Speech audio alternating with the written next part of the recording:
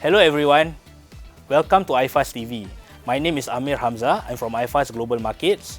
Together with me is Marcus, investment consultant from iFast Financial. Together with us, we have Francis Eng from UOB Asset Management. He's the head of ASEAN Equities. So Francis, are you ready to be grilled? Yeah. Awesome. Okay, for today's session, we are going to dive straight into the heart of ASEAN Equities, explore what is it that makes ASEAN Equities tick. For the first question, Francis, what are the key macroeconomic and geopolitical factors influencing ASEAN Equities today? For macro, we think US dollar direction is important. Yeah.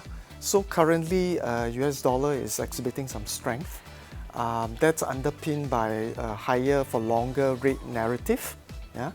And that, I think, has been further supported by Trump's policies on immigration as well as trade tariffs, which people think are going to be supportive of inflation.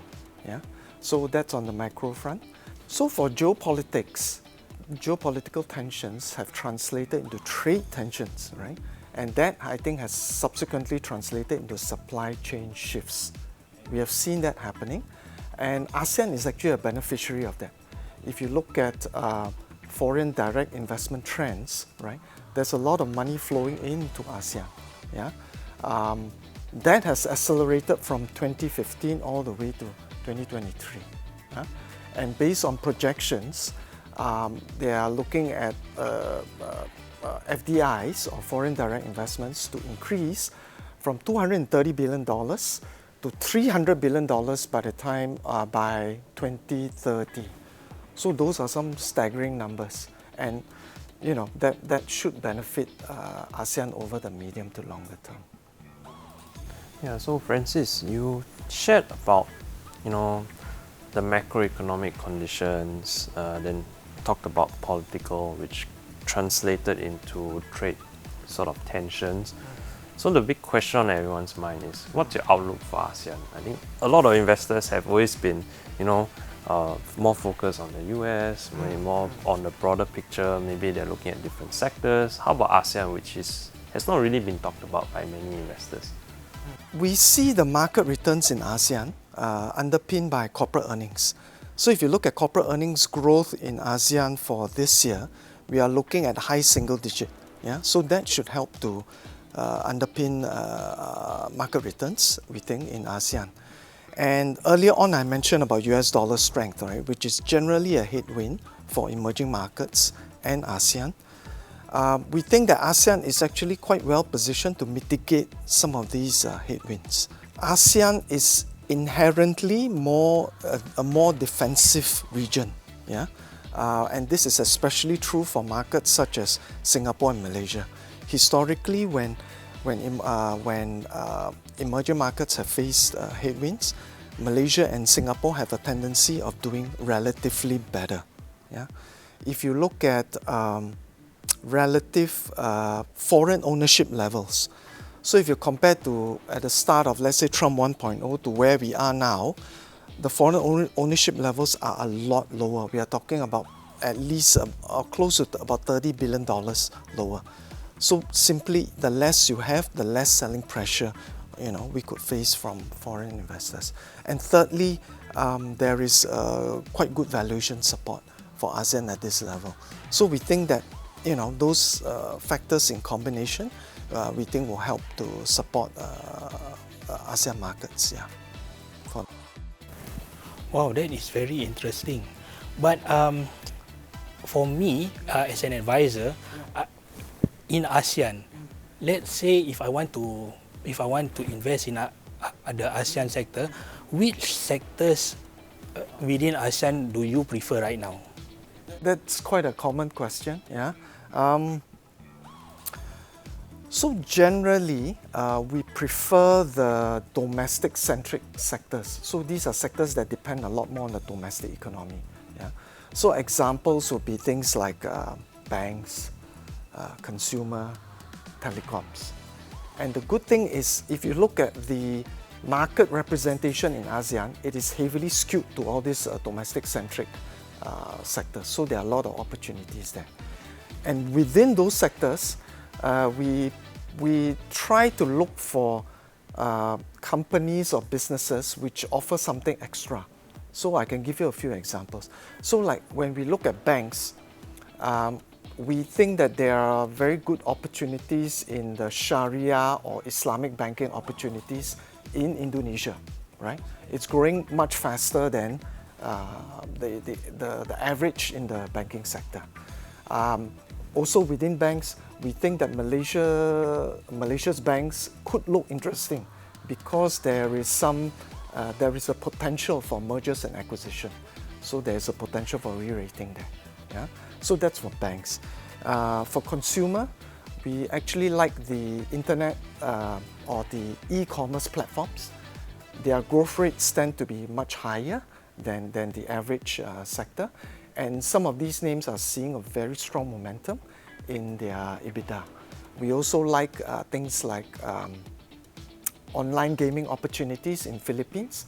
Again, these are proxies to consumer e-commerce platforms as well as online gaming opportunities in Philippines. We see them as proxies to consumer. And for telecoms, we like Indonesia. Indonesia has seen some sector consolidation. The lesson from, whenever we have had consolidation in the past, is tended to be positive for profitability of the remaining players.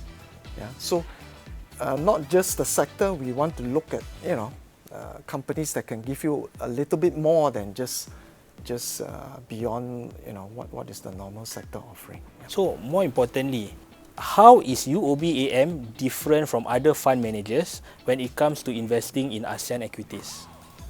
I will point to maybe two key differences. So the first one is technology. So at UOB AM, we embrace technology and we use it in our investment processes. So we have developed an in-house model that uses AI or artificial intelligence as well as machine language to try to crunch through all the data that you can get, right, to help us to screen for stocks within ASEAN. Yeah? So from the whole ASEAN universe, we filter it down to a select, a smaller group of stocks which we want to do more work on, right? So this, the analysts will look at this short list of stocks and make, will have their input as to whether this security should be included or not included in the portfolio. And our process has actually won awards. Most recently, we won an award for application of technology from Asia Asset Management. Yeah? So that's one of it, the technology part.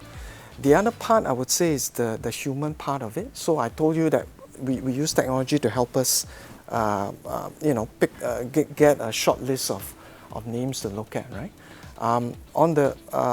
Ultimately, the human makes the call, right? The analyst makes the call whether to include or not include this stock. And we have a very extensive regional presence in ASEAN, in most of the markets, including Vietnam. ASEAN is not, it's not the highest profile region. Yeah. Sometimes it doesn't get the attention that I think it warrants, and because of that, there's opportunity, right? Because there are less eyes looking on it. There are a lot of inefficiencies within ASEAN that can be exploited by investors, and by having people in all these local offices, which are basically our eyes and ears on the ground, right? They will be able to help us to get those local insights, to identify the businesses, right, and give us the insights as to who are the people behind it. Can we trust the management team, etc., etc., to be able to pick out all these inefficient opportunities basically within the region. It's quite interesting, right? That we saw how, there was a lot of news about AI, but UOB has effectively found a way to integrate both man and machine to work together. I mean, the news is always talking about man versus machine, but now it seems like UOB is working with the machines to, create a very innovative solution. So thank you, Francis, for sharing that.